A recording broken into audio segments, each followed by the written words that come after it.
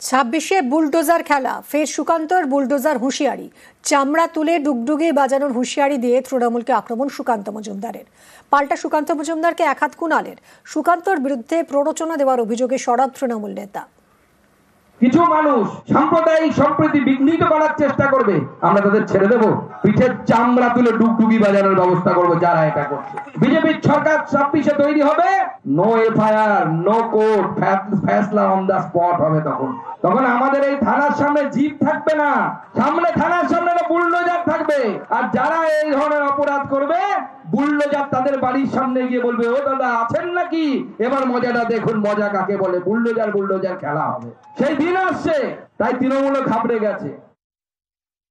আর না এলে কি খেলা হবে সেটা একটু বলে রাখুন। একই সঙ্গে বিজেপি সরকার তো আসবে না, তো সরকার এলে নয় বুলডোজার খেলা হবে এইসব কথাবার্তা বলছেন, প্ররোচনা দিচ্ছেন, হিংসা ছড়াচ্ছেন। তো না এলে কি হবে, তো সেইগুলো একটুখানি উনি বলে রেখে দিন।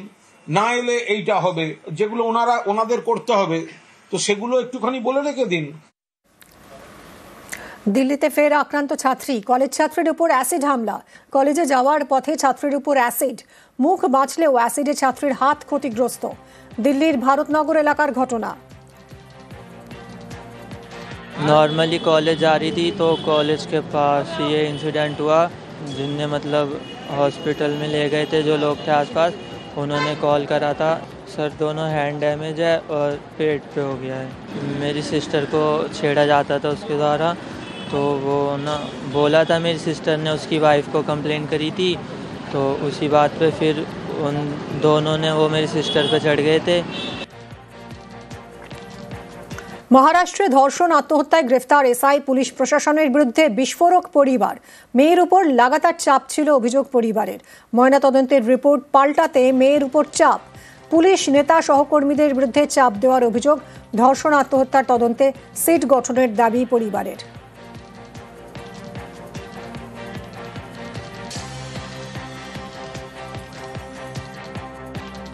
पॉलिटिकल प्रेशर भी था और पुलिस कर्मचारी भी है, और उसमें उनका जो मेडिकल स्टाफ है वो भी उसमें शामिल है।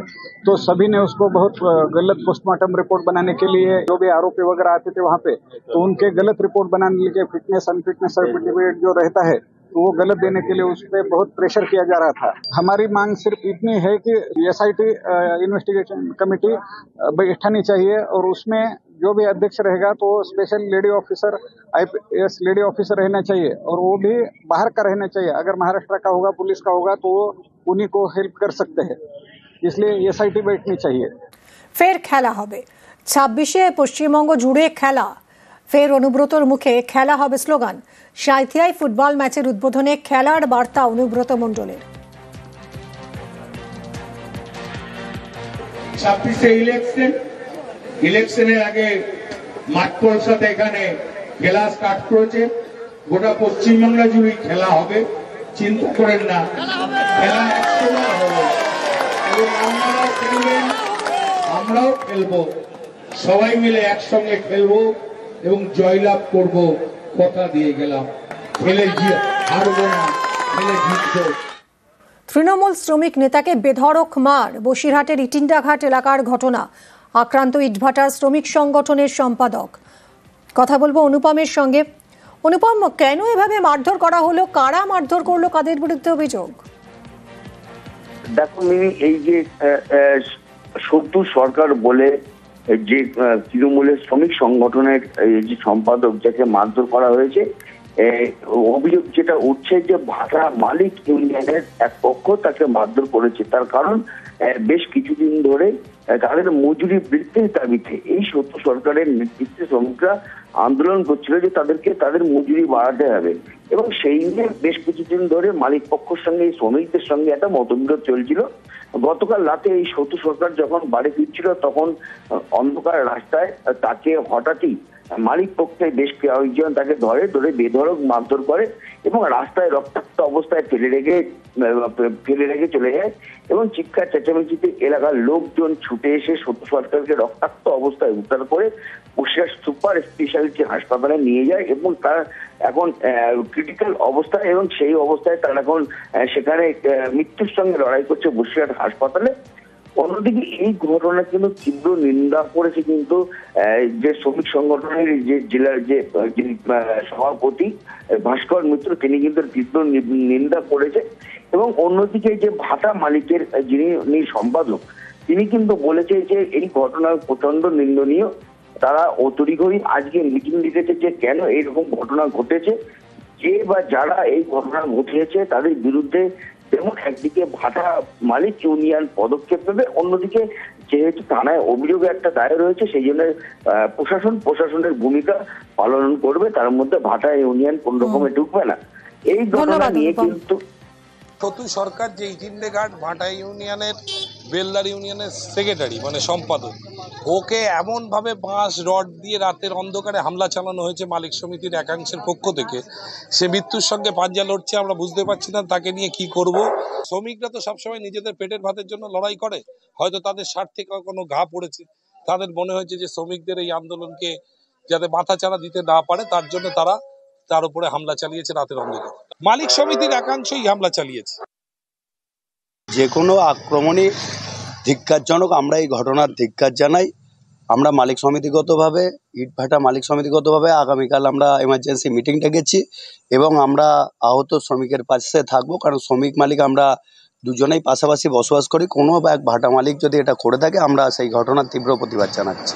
পুড়িয়ে খুনের চেষ্টায় জালে মূল অভিযুক্ত। বেদিয়াপাড়ার ঘটনায় গ্রেফতার সুমন বন্দ্যোপাধ্যায়। দমদমের বেদিয়াপাড়ায় রঞ্জিত কর্মকারকে খুনের চেষ্টার অভিযোগ। ব্যারাকপুর পুলিশের জালে মূল অভিযুক্ত সুমন বন্দ্যোপাধ্যায়। গতকাল বড়নগর থেকে গ্রেফতার মূল অভিযুক্ত। ধৃত সুমন বন্দ্যোপাধ্যায় কাউন্সিলর মৃন্ময় ঘনিষ্ঠ বলে অভিযোগ।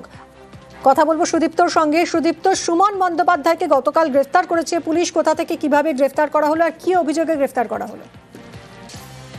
দমদমের বেদিয়াপাড়ার যে ঘটনা, রঞ্জিত কর্মকার যে ব্যক্তিটার গায়ে পেট্রোল থেকে আগুন লাগিয়ে দেওয়ার অভিযোগ ছিল, সেই অভিযোগের ভিত্তিতে মূল অভিযুক্ত সুমন বন্দ্যোপাধ্যায়কে গ্রেফতার করা হয়েছে। গতকাল ব্যারাকপুর পুলিশ গ্রেফতার করেছে এবং রবিবার সন্ধ্যা নাগাদ ধর্মনগর এলাকা থেকে তাকে গ্রেফতার করা হয়েছে বলে জানা যাচ্ছে। এবং আগামীকাল এবং আজকে ব্যারাকপুর আদালতে তাকে তোলা হবে, অর্থাৎ আজ তাদের ব্যারাকপুর আদালতে তোলা হবে। এর আগে আরেকজনকে গ্রেফতার করা হয়েছিল। অর্থাৎ এই ঘটনায় এখনো পর্যন্ত দুজনকে গ্রেফতার করা হয়েছে। তার মধ্যে মূল অভিযুক্ত এই সুমন বন্দ্যোপাধ্যায় ওরফে বাগান, তাকে গ্রেফতার করেছে। অর্থাৎ রঞ্জিত কর্মকারের গায়ে যে অ্যাসিড ঢেলে দিয়েছিল সেই ব্যক্তি কি এই সুমন? দেখো, রঞ্জিত কর্মকার তার গায়ে পেট্রোল ঢেলে আগুন ধরে দেওয়ার ঘটনা ছিল এবং এই ঘটনায় যিনি মূল অভিযুক্ত অর্থাৎ সুমন বন্দ্যোপাধ্যায় ওরফে বাগান, তাকেই কিন্তু গ্রেফতার করেছে পুলিশ। সঙ্গে থাকো সুদীপ্ত। মূল অভিযুক্তকে বাঁচাতে টাকার টোপ দেওয়া হয়েছে বলেও অভিযোগ। সুমন ওরফে বাগানের নাম বাদ দিতে চাপ দেওয়া হয়েছে বলে অভিযোগ। এই বিষয়ে বা কি জানা যাচ্ছে সুদীপ্ত? কি হুমকি দেওয়া হয়েছে, কি চাপ দেওয়া হয়েছে? দেখো, এর আগেই যখন জানা যাচ্ছিল যে তৃণমূল কাউন্সিলর এই মৃন্ময় দাস, তিনি যার বিরুদ্ধে এই অভিযোগ ছিল যে কিছু টাকা দেওয়া হয়েছিল এই রঞ্জিত কর্মকারকে যাতে এই সুমন বন্দ্যোপাধ্যায় ওরফে বাগানের নাম যাতে না বলা হয় বয়ানে।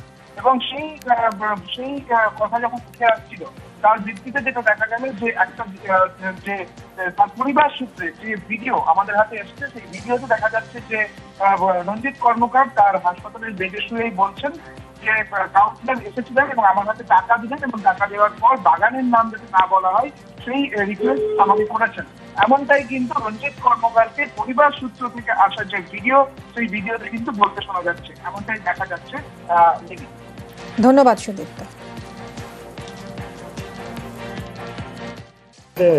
রঞ্জিত দেখতে যাচ্ছি তো অন্যদের এসে আমাকে ফোন করলো কি হয়েছে, আমি যখন কথা বলতে পারছি না, আমি যখন জিজ্ঞেস করে ধুবলাই 5,000 টাকা দিয়ে কি বলেছে, কবির নাম এই নামটা বলবি না, বাগানের নাম বলতে বারণ করেছে 5,000 টাকা দিয়ে। হ্যাঁ, তখন আমি বলছি দেখো উনি ওইসব না, যে যে ছিল আমি সবারই নাম বলে দেবো, চাই আমার ছেলে সবাই নামই বলে দিয়েছি।